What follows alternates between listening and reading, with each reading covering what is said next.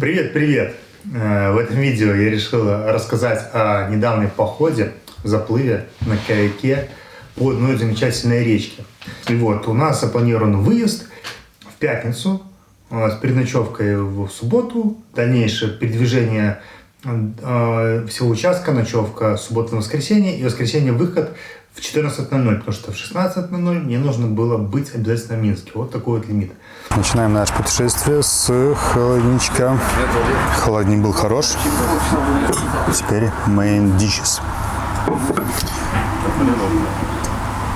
Олесь Калинова опаздывает на 2 часа. Вот, еще даже с Минска не выехали, поэтому у меня есть время спокойно поесть, подготовиться к их приезду к месту старта. Итак, пока я первый приехал, нашел такую офигенную поляну. У нас там находится река. Сейчас мы полянку займем по-быстрому и начнем собирать каяк, потому что времени на самом деле очень мало. За это время я пока начал складывать свой каяк, разбирать палатки, вот это вот бытовуха и снасти. Я даже понял, что я снасти собрал все коробки, которые можно выгрузить с машины. И я понимаю, что мне это просто на каяк не влезет. Ну что, палатка готова. Как бы занял минут 15-20, поэтому продолжаем. Сейчас займемся каяком. Огромная палатка, термобокс, много-много вещей, вейдерсы, забродники, продуктов много набрал, только съел половину. Приехали ребята. К слову, к нам оказалось, что нас ездит трое. Я это узнал в последний момент, последний день, что с нами будет ехать там Николай. Николай, привет. Николай, мне сказали, что опытный очень человек, который сплавлялся за полярным кругом. Он прямо... Я себе его представил почему-то из советских фильмов. Такой у него шапочка, он такой скулу, худой. Почему-то я представил, что ему 20 лет. Ну, Николай такой накачанный, который прожженный, который там медведя видел. Десятки лет. Вот. Но это мое воображение так работало. И вот приезжает машина. В общем, приехал Олесь и его друг Колян. Николай, Олесь, передай привет. О, Олесь сразу какой мистер Олимпия. Свободу, Анжель Дэвис. Да. Ну, это Николай, всем привет. А это его гермомешок. Все по-взрослому. Нехеровый такой мешочек. Все началось с того, что мы переночевали. Повезла меня, в общем, где-то в деревне на Нарыче. С другой прабабкой я приехал. И та деревенская прабабка меня потащила за черникой малого. Я пришел из черники, там неизвестно где жопа, где рыло, Встали с утра. Что?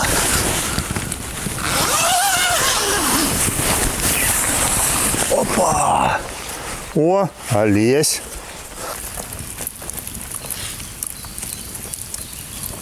Ну что, доброе утро. Вон наши рыбаки уже собирают лодки. Привет, Олесь. How are you today? Very nice day.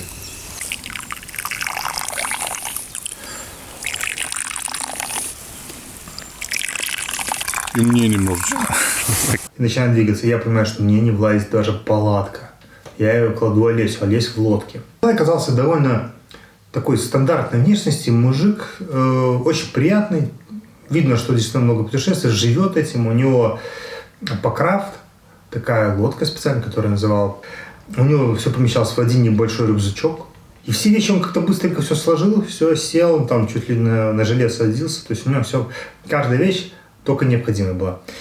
Итак, что по судам у нас сегодня? Это у нас каяк, или как это называется? Покрафт. Как? Покрафт. Покрафт.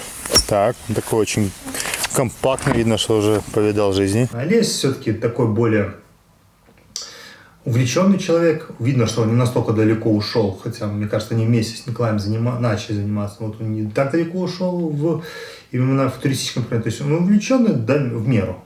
Это Олесь, он у нас сегодня как грузовая повозка. Грузовая повозка. Баржа. Итак, у нас сегодня разношерстно очень. Панкрафт, тримаран, калибри и универсальный калибри. Давайте ваше ожидание, Олесь. Я думаю, что если мы не заполним коптилку, которую я купил, которая весит 3 с чем-то килограмма, то я, пацаны, с вами больше блоги не снимаю. Ну ладно, что ты думаешь, что сегодня на что нацелен? На окунь? Я хочу поймать окуня, чтобы его закоптить. Обсудили планы, полная надежда, что сейчас будет голавль. Основная рыба, которую мы планировали ловить, это будет голавль. Так я надеялся, потому что я в этих местах бывал, но небольшой участок, потому что очень мало выходов, очень мало подходов. И из точки А в точку Б мы то загоняли машину, получается, мою на точку финиша. Это 37 километров по пустым лесам, по дороге видели оленей. Вот. Потом обратно возвращаясь на лесе машина на старте. И все, стартуем. И с самого старта я прямо упираюсь в мост. В первый же только там мост, какой-то в старую сваю. Меня чуть не переворачивает каяк. Я действительно не справлялся по реке с таким течением.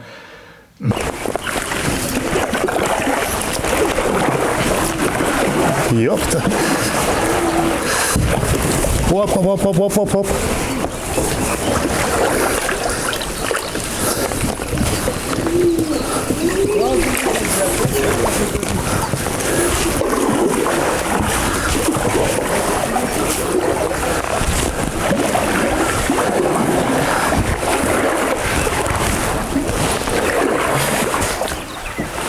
Ну что, мы на воде, погнали.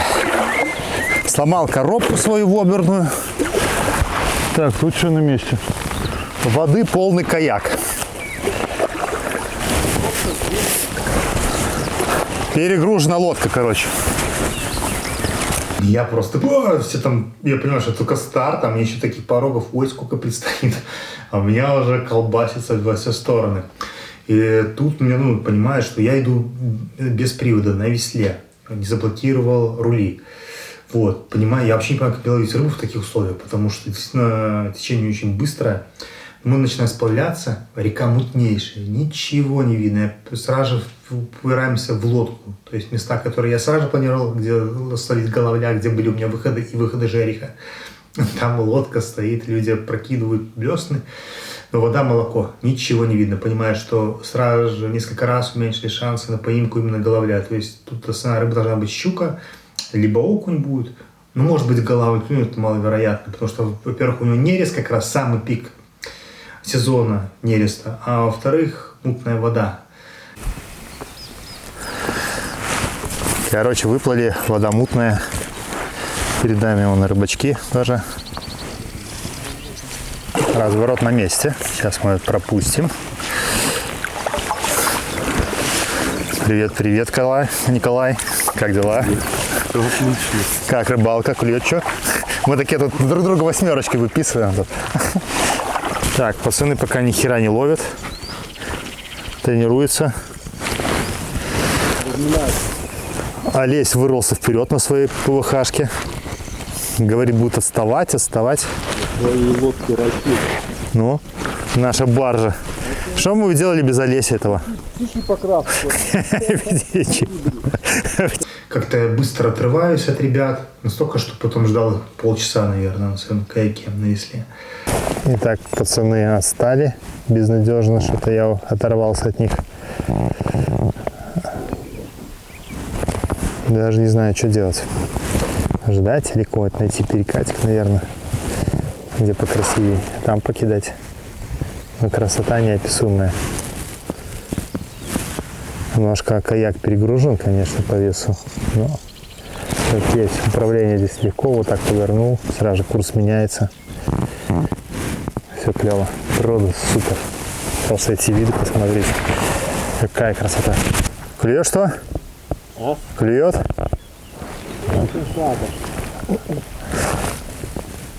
Четыре рыбы. Ну такая рыба вроде неплохая. Это что? А кто там словил? Кого словили? Кого словили? Плотва. А. Ну, начинаю ловить, по ним кидаю эти кренки, кидаю час, второй, третий. Ловлю какого-то Окунь.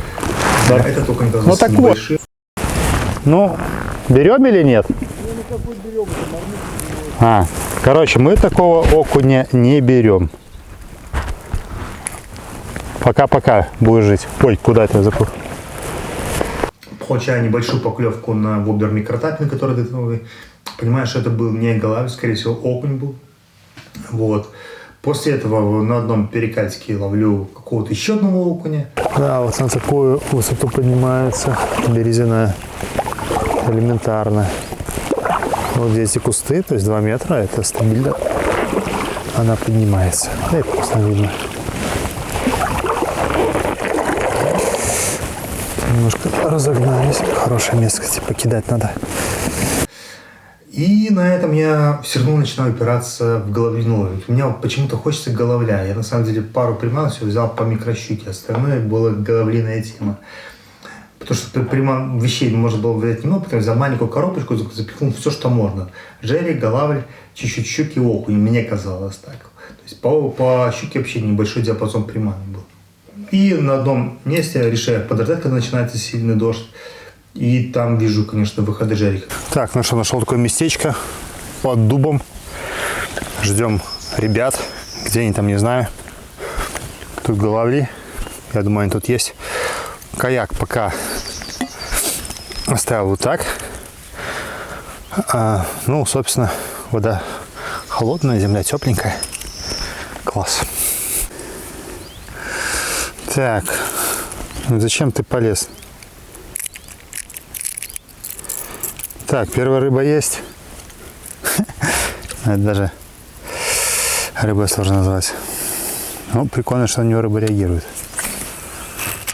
Пытаюсь прокидать с берега, ничего, подходят как раз ребята. Тут я увижу, что у меня снова клещ. Тут клещей было немерено. Я его стряхиваю. Я босиком убежал. Мы отправляемся дальше, заходим в старицы. Там дождь настолько усиливается, что мы прячемся под деревом, пытаясь спастись. Такая тут, конечно, нора какого-то крупного животного. Не хочу даже знать, кого это. Под таким вот деревом, которое явно скоро упадет в воду. А вот наши рыбаки. Олесь, привет! Колян, привет! Как погода? Хорошая. Щучья? Хорошая погода. Давай сюда, на привал. Как-то от дождя, ну, Николай, это он весь обмундирование, у него все непромокайка.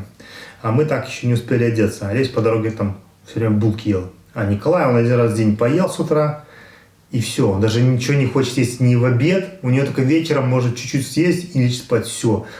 То есть я был не готов к тому, что следующий обед у меня будет через 10 часов. Я просто настолько голодный был, что вот мы спрятались от дождя, пробуем обловить старицу, мужик какой-то местный говорит: о, июнь, в июне никакой рыбы нет, чего вы тут ловите, надо сюда приезжать в сентябре. Ну, оно так и получается, что никакой рыбы и нет.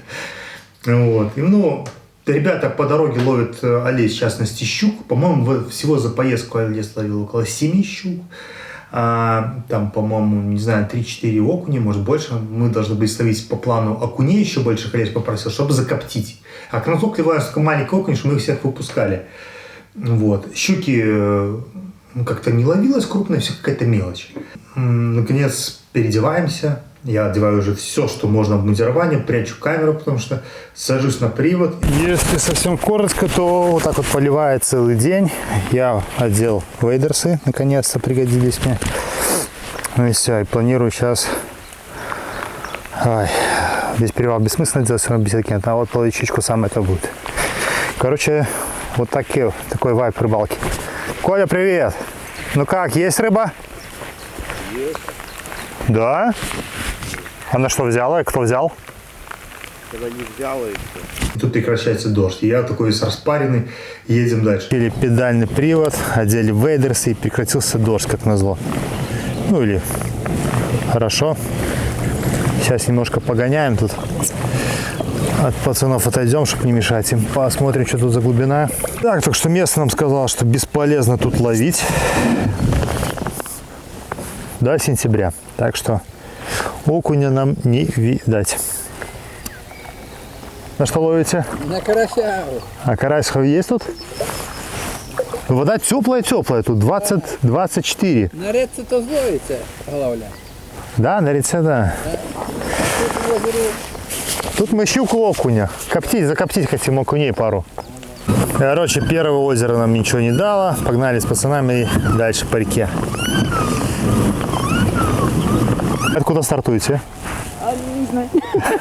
А вообще плывите с точки А в точку Б, да? 5 километров мы знаем вот это. 5 только? Да. Ну может больше. Километров около 7 мы пропустили. Ну вы, наверное, на Ислаче где-нибудь около беседки стартовали? Не-не-не, беседок не было точно. Не было, да? Интересно. А это что за река? Березина. А, все, значит, Вас вообще добровольно туда поместили или... Добровольно поместили туда? То вы что-то ничего не знаете, где идете, да? мы поместили, мы плывем. Идете, правильно идете. И вот мы плывем, я уже понимаю, уже 10 часов после года, мне уже просто есть хочется, не хочу ни кидать, ни спиннинга, ничего. Николай же с Олесем увидели старицу такие, а я эту старицу знал. Я знал, что в самом конце старицы есть у нас место, где можно перекусить. И я по прямой, прям что из дури. Пойду, потом все остальное. Сначала поем, потом щука. В эту старицу захожу, чуть километр стоянки, а ребята вода. Мы все равно не боюсь. Вот такие вот дела, да. Такая вот красота. Вон байдарочники. Да, пацаны настоящие рыбаки. Короче, пока я тут готовлю, они уже до сих пор ловят. При том, что мы ели в последний раз в 6 часов, а сейчас уже 16. То есть 10 часов прошло. А сейчас курица с гречкой, такой салатик, выпить пивка и попью пуэрчик. Ну, за них, не знаю, как они придут, не придут. Как-то так. Вон каяк внизу. Просто съем хлеб, поглощает пищу, потому что настолько голодный. Мне вообще не интересно никакая щука, никакая рыба. Лисички. Ну что, ваше здоровье.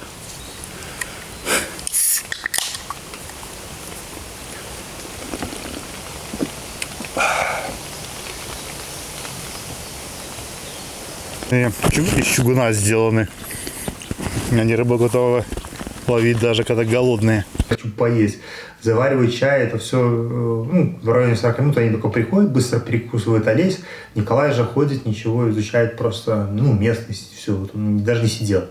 Ну и дальше отправляемся уже, там уже с какими-то, Олесь какие-то там вроде бы, или кто-то ловит маленькую щучку, большую рыбу.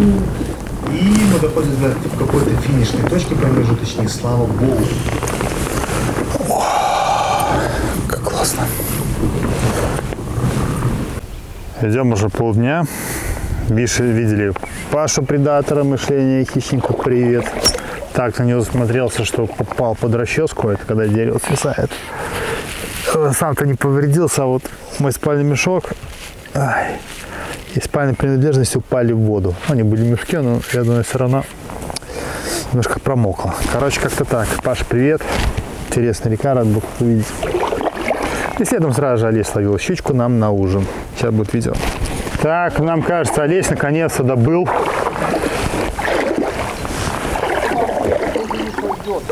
Ужин добыл, да. Макс, где врубаешь камеру? А я включил. Шаг. Оп. О, так нормально. Килошка есть. За голову, полностью сожрала. Ну вот, мы наконец добираемся до места стоянки, и чудом оказалось место стоянки более-менее толковое. Итак, пришвартовались. Такое место. Пойдем посмотрим, кто тут живет. О, нормально. Немножко заросла. Есть даже дорога. Куда-то ведет. И место свободно. Шикарное место. О, Николай, как обычно, работает, не ест. А лезет-то пропал. Надеюсь, ненадолго. Вещи. Вообще, такие рыбалки, это самой-то рыбалки тут часа. Ну, если в сумме все взять, 2-2,5. Остальное это 15, 17, 20 километров пути. Разборки, палатки. Быт, короче. Быт, он занимает все свободное время. Вот, как-то так. Сейчас это все перетаскиваем и несем туда. Очень дикие места. Раскладываем палатку. Олесь по дороге словил там щучку такую на 1,5 килограмма. Вот ее было принято коптить. Настолько все устали, что я даже не снимаю особо видео какое-то. Но разложил палатку, перекусил, выпил пиво. Я, кстати, единственный, кто пил пиво, я с собой взял 3 пива. Эти ребята вообще не пили. И вот, я выпиваю этого пива, я настолько понимаю, что мне только спать. Но у меня, я же думал, уже головля словить. Я беру спиннинг, и это видит Олесь. И Олесь бросает рыбу и тоже идет сразу же ловить. Короче, пока там коптят рыбу, пойдем немножко покидаем спиннинг, может что-то словим на вертухе. Конечно, березна шикарно. Да, ну не такого головля я рассчитывал. Ай-яй-яй, как ты какой? Микроголавлик такой. С ладошку. Так, короче, голавль клюет. Это меня обнадеживает. Ну ладно. Привет-привет такой. Клюнул на вертушку. Но поклевка была интересная. Как-то так. Хотя по всей дороге попадались кучи головятников, которые вот утверждали, что нет головлей, не клюет, ни у кого не клюет, нет головля, мутная вода. И тут я сходу словлю мелкого головля. Я понимаю, что голавль действительно есть, еще кидаю, еще получаю одну поклевку. И тут я как-то увлекся, решил спуститься пониже к берегу, а там была бобровая яма. И я проваливаюсь ногой, получается, и головой, спиннингом, камерой и рукой со всей дури падаю в воду, мочу себе голову, нога вторая тоже как-то в воду упала, потому что я как за корень схватился, получая сильнейшие ушиб пальца, руки, спины, головы. Спиннинг чудом выжил, потому что это все-таки очень крепкий спиннинг. Катушка все в песке, как-то выбираюсь, понимаю, что я чуть не убился просто на самом деле. Вот. Ну, мы переночевку делаем и отправляем следующим же утром уже на конечную сплаву. Вот вы сейчас вот видео вы видите. Доброе утро. Эй, доброе утро. Походу, ребята еще спят. Ага. Как-то так. Коптильня. Вчера тут они закоптили щучку. Такой вот коптильня. Каяк на месте. В этой части очень интересно то, что была природа классная, и я решил идти на приводе, так у меня рука очень сильно была повреждена, одна, вторая, и мне просто больно было держать весло. Поэтому я подключаю привод, разгоняюсь, ну и вот начинает это движение. И как-то и погода хорошая. Так, день второй. Выбрались. Куда выбрались? На Березне мы снова. Говорят, голавль не клюет, когда прошел человек на лодке. Как раз перед нами пришел Олесь. Николай на по крафте. Николай, привет-привет. Вот. Что такого? Олесь вчера словил 5 щук, там 5 окуней. Может, даже сама словил, это я уже не знаю. Вот. У меня был только... Одну семгу, да. Вот. Вот, как-то так. Ладно, продолжим, начнем что-нибудь кидать. У нас тут участок то ли 7, то ли 10 километров. Но что не меньше 5, это точно. Потому что по прямой 5. Покажи окушка. Вот когда не надо, ловится окунь. Словил тут небольшого окушка. Такого. Привет, привет, окушок. Пока расцветка интересная. Сейчас попробуем после этого киданем сразу же. Ну как клюет? Хорошенького. А голавлик? Не было ничего такого?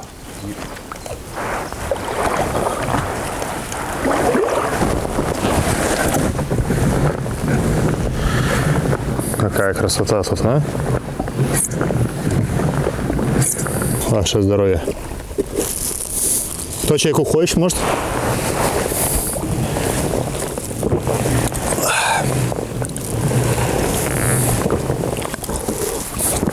Блин, такие места, я вот так херней занимаюсь.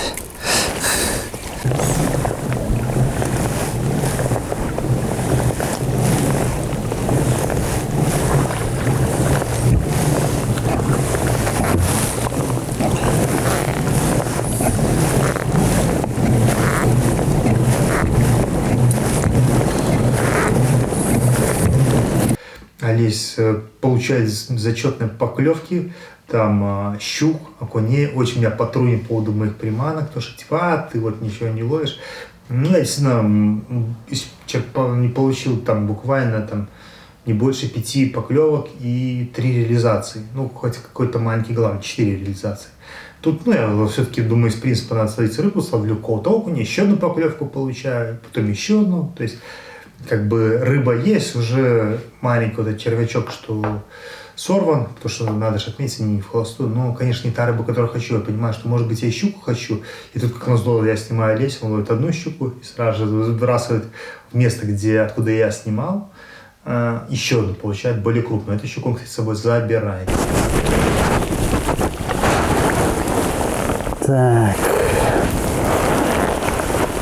Пан есть окунь. Блин, и тут тоже окунь уже идет с паразитами. Пока-пока.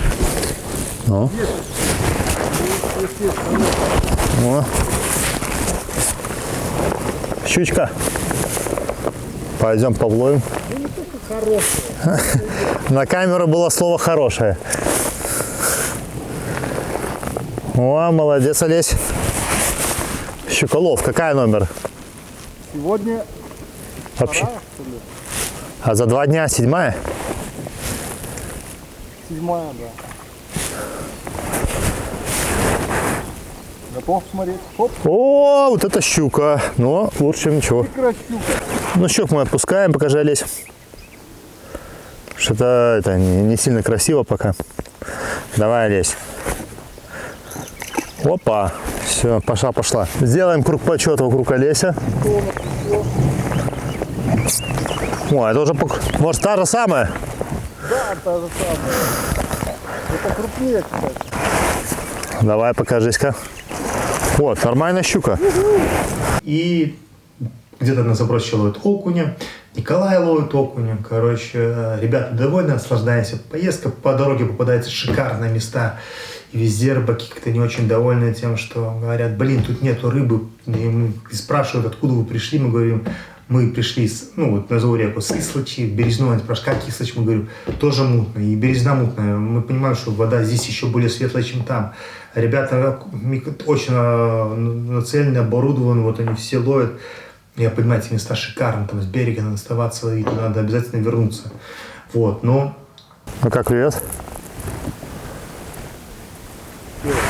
А? Херня. О, товарищ щук тягает, а мы по нулям. Ну, таких мы еще тоже. Да. Голавли нас интересуют.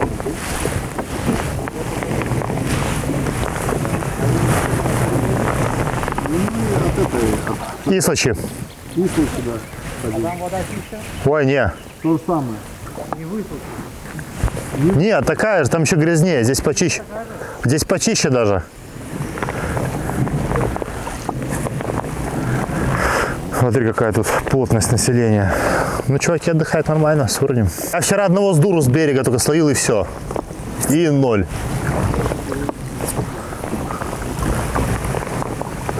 Хотя тут один блогер подплывал, говорил, что он есть. Ой. Половить надо уметь. Чап? Походу. Окунь, да.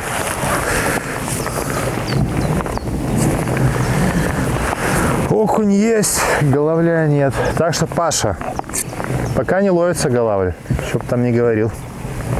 Окунь, да. Окунь, курва. Или вообще головль? А? Была. Блять, никто и не потрогал. Ты про этот берег, да? Да.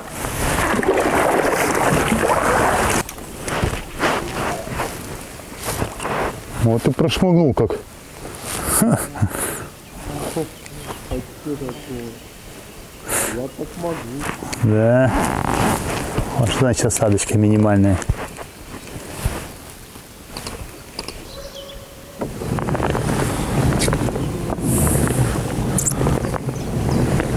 Да, конечно, здесь полей, бревен полно. Уже столько получил ударов приводом по ним. Но менять пока не хочу, потому что рука болит. Вчера очень упал. Жестко.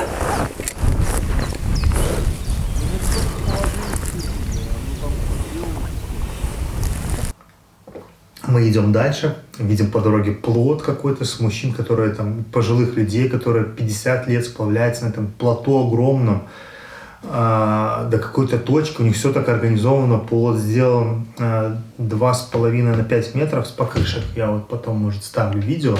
Ну, они такие, они действительно очень веселые. Видно, что они каждый раз, у них картошка, продукты какие-то, и они плывут к себе в деревню. Так, люди готовятся к сплаву, походу. Прикольно, красивые места.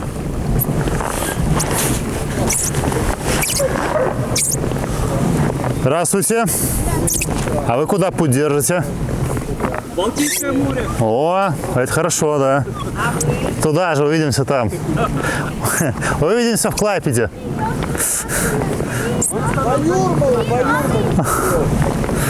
Окуневая рыбалка какая-то получается. Ну, Олеся еще щучья. И там.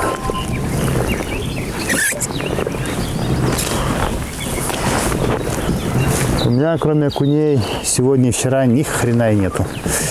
А, голавль был еще вчера.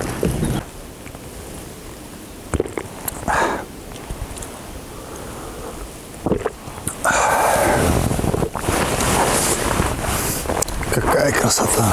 Также хотелось бы отметить такую помощь Николая, потому что каяк был не очень поворотливый. Я делал постоянно зацепы дорогих приманок.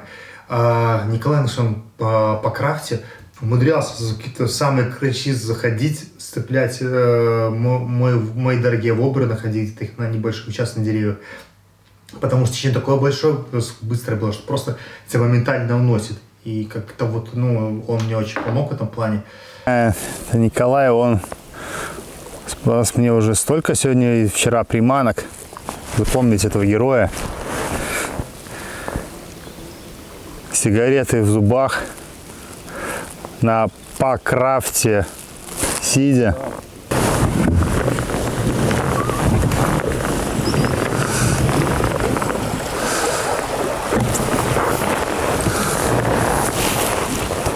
Какая тут красотень.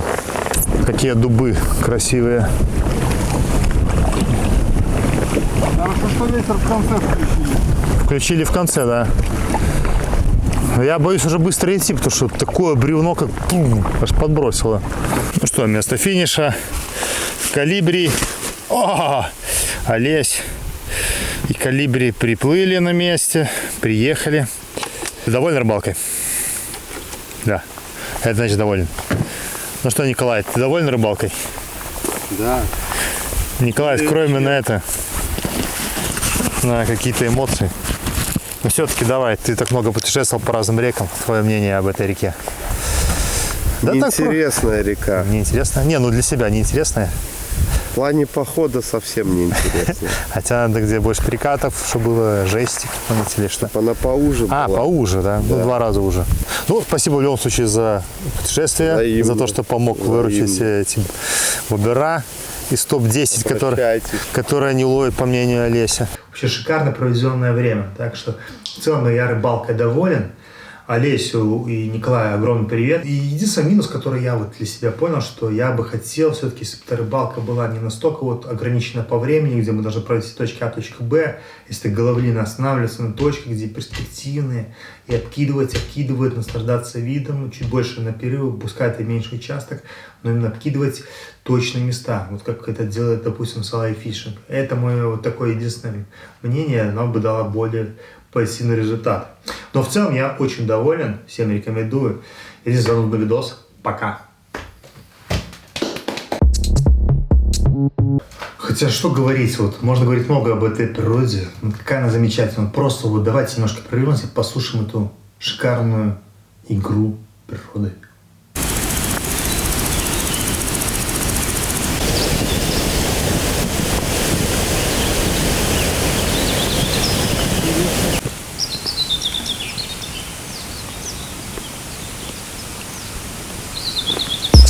Такая мысль была у походников, которые действительно ходили, они ходили в тайгу, полярный круг, постоянно.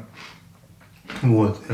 Что только на 3-й день начинаешь понимать, ощущать эту природу, все это бытовуха, все становится нормальной, ты уже переключился, привык к бытовухе и уже испытываешь кайф.